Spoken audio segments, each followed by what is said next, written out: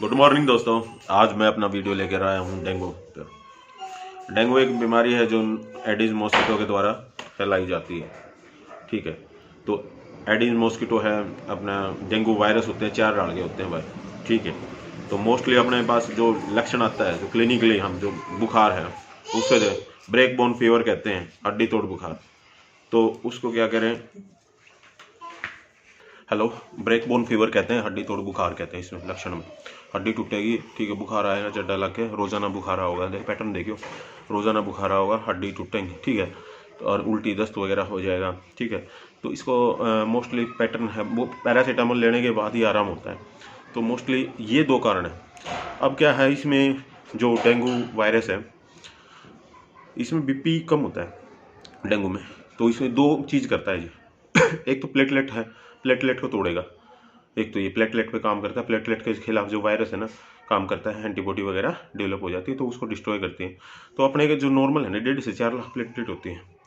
तो जो catalytic phase है ना ये भाई रहता है 5-6 दिन। जैसे प्लेटलेट है अगर 40,000 से कम हो जाए तो उसको हम क्रिटिकल पॉइंट कहते हैं, मतलब यहाँ से बाद में ब्लीडिंग शुरू हो सकती है। तो हमारे पास जो डेथ होने के 2 कारण हैं। डेंगू शॉक सिंड्रोम मतलब एक टाइप से ना बीपी कम होना ही मान लो, ठीक है, यानी कि हाइपोवोलेमिया शॉक के बराबर मान लो इसको, यानी बीपी कम हो जाएगा। और उसमें अपने बीपी कम होने की डाल ट्रीट करना है, जैसे NSRL वगैरह देनी है, ठीक है, फ्लूइड वगैरह देना है। जैसे NSRL तो फ्लूइड में हो गया, पानी खूब देना है, नमक वाला आइटम देना है, ठीक है, जैसे पानी के आइटम दे, दूध लस्सी दूध जो भी है अपना बीपी बढ़ाना भाई।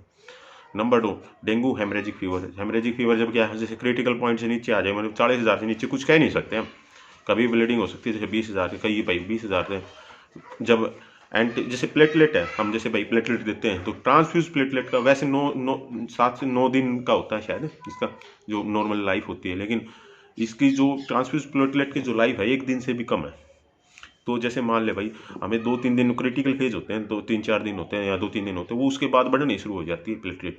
तो हमें 3-4 दिन जैसे प्लेटलेट है 40,000 से नीचे थोड़ा एक्टिव हो जाना चाहिए, ठीक है, क्रिटिकल पॉइंट कहते हैं 40,000 के नीचे वाले, कभी भी ब्लीडिंग स्टार्ट हो सकती है। तो भाई किसी में जैसे मान लो ब्लीडिंग आ गई तो हम फील्ड में तो हमें ट्रेनेक्सा देना है, फ्लूइड NSRL देना है, बीपी वगैरह ORS वगैरह ये देना है, बीपी कम नहीं होने देना, ठीक है। बुखार की टैबलेट है, हम 3-4 बार, जैसे भी बुखार नहीं उतरता हाइड्रोथेरेपी भी यूज़ करते हैं, पैरासीटामोल है वो यूज़ करते हैं, ठीक है। मोस्टली अपने को अब पहचान में आ गया, बट ट्रीटमेंट है, फ्लूइड है, पानी है, ठीक है, अपने गिलोय भी उसका भी बढ़िया रिस्पॉन्स है, ठीक है। मल्टीविटामिन है, B कॉम्प्लेक्स है, C कॉम्प्लेक्स है, ठीक, ये यूज़ कर सकते हैं, ठीक है। अपने एडिस मॉस्किटो साफ पानी में होता है भाई, साफ पानी अपने भाई कूलर कलर साफ करके रखो, ये अपना इलाज है। दूसरा क्या है अपने मलेरिया भाई, मलेरिया एनाफिलीज मॉस्किटो के द्वारा होता है, ठीक है। और ये अपना क्या होता है, जैसे सर्दी लग के बुखार आता है, 1 या 2 दिन अगर छोड़ के बुखार आए, रोजाना नहीं आएगा, इसमें बुखार का पैटर्न समझियो। सर्दी लग के बुखार होगा, ज़्यादा लग के बुखार आ गया, हाई ग्रेड फीवर हो गया, 103, 104, 105 हो गया, जैसे डेंगू में भी इतना होता है, लेकिन वो रोजाना आता था, इसमें रोजाना नहीं आएगा, 1 या 2 दिन छोड़ के आता है। इसमें क्वार्टरियन और टर्चियन फीवर टाइप के नाम सुनोगे, ठीक है। तो अब क्या होगा इसमें भाई, उल्टी दस्त भी हो जाते हैं, ज़्यादा लग के बुखार आवा, ठीक है, सर्दी लग के आए बुखार, ठीक है, ये डायलॉग है ना, समझो मलेरिया का है प्रकार, ठीक है। तो 2 दिन का गैप मिले तो हमें फिर अपन क्या है डायग्नोसिस है, जो पेरिफेरल ब्लड स्मीयर बना देते हैं, स्मीयर PBF थीन और थिक बनाते हैं। 2 है उसमें, एक में भाई जैसे पैरासाइट कितने हैं एनाफिलीज के, ठीक है, तो और एक में भाई उस पैरासाइट कौन से टाइप के, प्लाज्मोडियम कौन से टाइप का है, वाइवैक्स है, फैल्सीपैरम है। जो थिन में शायद नहीं पहचाना जाएगी भाई कौन से टाइप का है, फैल्सीपैरम है, वाइवैक्स है, ओवेल है, जो भी मलेरिया है कौन से टाइप का है, ठीक है। तो सबसे सीरियस होता है फैल्सीपैरम, ठीक है। वाइवैक्स मोस्ट कॉमन होता है कि वो आया जाता है, बार बार हो जाता है, ठीक है। तो हमारे पास अब हम अपना क्या देंगे, जैसे आइडेंटिफिकेशन हो गया तो हम टैबलेट पैरासीटामोल देंगे भाई बुखार उतारने के लिए। भाई डोज होती है 15 mg पर kg के हिसाब से, ठीक है, बच्चा है तो, ठीक है, नहीं है तो अपने 500 mg दिन में 2-3 जैसे ऑन बुखार है उसके हिसाब से दे दें, प्लस में हाइड्रोथेरेपी। यही बात थी क्लोरोक्विन अपने 10 mg पर kg के हिसाब से देते हैं, ठीक है। पहले दिन, दूसरे दिन और तीसरे दिन अपने 5 mg पर kg के हिसाब से देते हैं, ठीक है। ये अपने मोस्टली वो है डोज अपने क्लोरोक्विन की। अब क्या है, वाइवैक्स है तो हम प्राइमाक्विन वगैरह होते हैं, प्राइमाक्विन गैमिट, जैसे भाई अपने और फॉर्म है ना, जैसे मलेरिया जो RBC के अंदर छोड़ के और बाकी फॉर्म ने मार दे, प्राइमेक्विन।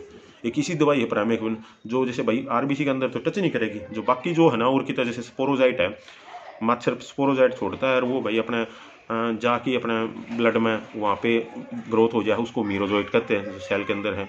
ठीक है, गैमिटोसाइट मतलब वहाँ जो चूसता है ना वापिस गैमिट्स की फॉर्म में चूसता है, जो मच्छर हो चूसे हैं। तो यहाँ पे जैसे लीवर में जाएगा तो हाइप्नोजाइट मतलब स्टोर, जैसे भाई दोबारा फैलाना हो तो वहाँ से वापस में खून में आएगा। तो यह सारी फॉर्म ने मार देगी, लीवर वाले ने भी मार देगी, जो गैमिट ने मार देगी, लेकिन यह किसी ने नहीं मारती। आरबीसी के जो भीतर रहता है मीरोजोइट यानी कि स्पोरोजाइट का फॉर्म होता है। तो जाडा लग के बुखार कब आता है? जब आरबीसी टूटती है, बर्स्ट होती है, जब आता है जाडा लग के बुखार आता है। उस प्राइमेक्विन का जो फॉर्म किस में नहीं देते भाई, उसमें मत दियो जो प्रेग्नेंट लेडी हो, ठीक है, बच्चा हो, जैसे बच्चों में नहीं देते, न्यू बॉर्न्स वगैरह, या 1 साल से कम हो गया, ठीक है, तो इन्फेंट में नहीं देंगे भाई। तो जिसमें ग्लूकोज 6 फॉस्फेट डेफिशिएंसी उसमें नहीं देंगे। तो ये 3 तो क्लियर कट है, ठीक है, उसमें नहीं देते।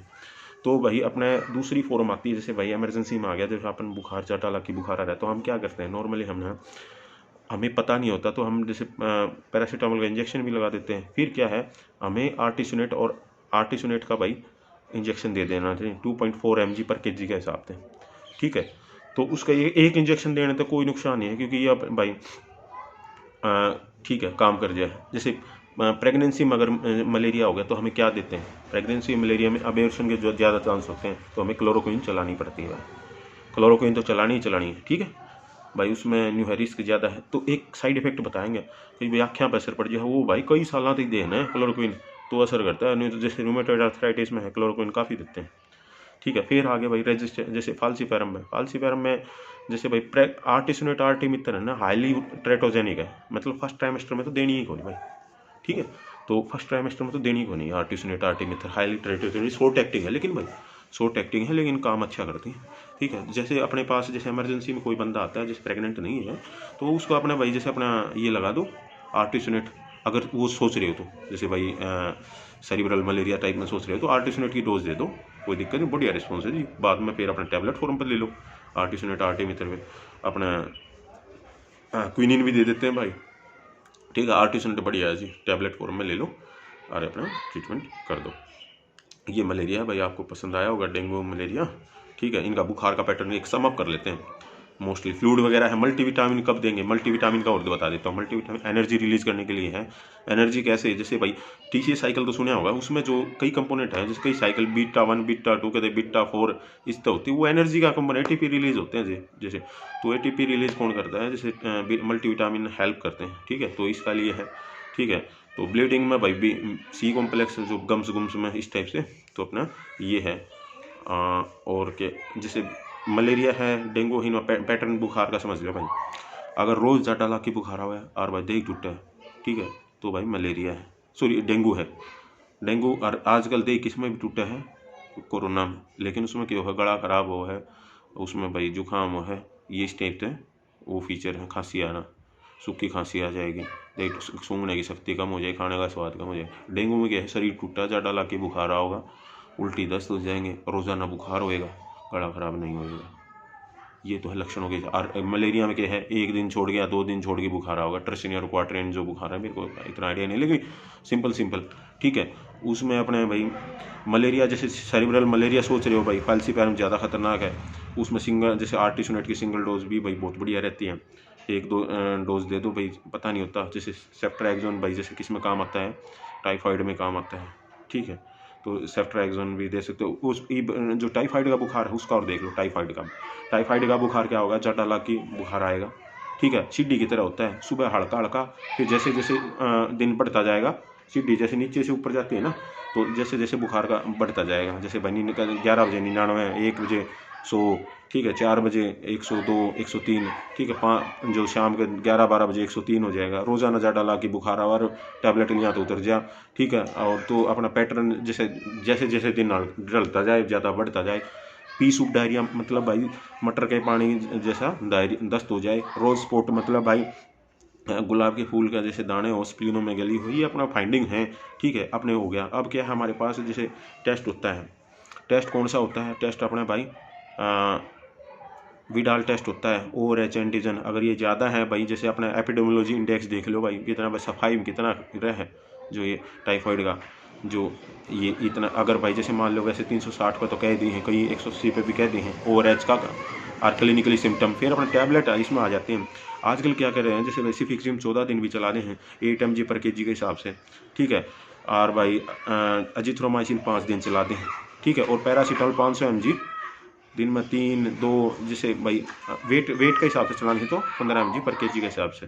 दूसरा अपना ट्रीटमेंट क्या है, जैसे भाई रिलैप्स हो जाता है, कई बार तो होता है, उसको ओफ्लॉक्स चला दो या सिप्रोफ्लॉक्सासिन चला दो, ठीक है। सिप्रोफ्लॉक्सासिन जो टैबलेट है ना, कब नहीं चलानी चाहिए, 3 कंडीशन में नहीं चलाते जी। कौन कौन सी होगी, जब 17 साल से कम हो तो यानी कि ग्रोथ हैम्पेयर कर देगा। दूसरा प्रेग्नेंट लेडी में टेराटोजोनिक इफेक्ट है भाई इसके, जब नहीं देंगे। और दौरे का है, दौरे की जो है ना वो ज़्यादा बढ़ा देता है एक्टिविटी, ठीक है, ब्रेन के। तो ये 3 कंडीशन में हम नहीं देते भाई जो सिप्रोफ्लॉक्सासिन। तो भाई अपना देख लो, सिप्रोफ्लॉक्सासिन अपना 500 mg दिन में 2 बार 14 दिन के लिए, और सिफिक्सिम 400 mg 8 mg पर kg के हिसाब से 2 दिन में 2 बार, तो अपने 7 दिन के लिए। और मल्टीविटामिन है भाई एनर्जी रिलीज करने के लिए, फ्लूइड वगैरह देना। तो ये अपना टाइफाइड का है, ठीक है। साल्मोनेला टाइफी होता है जो खाने खूने जो खराब खाने हैं उसके द्वारा फैलता है। तो बुखार का पैटर्न है, अपने तीनों बुखार हैं भाई, ये समझ में आ गया तो बहुत काफ़ी समझ में आ गया। मैंने अपने कोशिश करी बहुत बढ़िया समझाने की, और दोस्तों आपको पसंद आया होगा। Okay, thank you.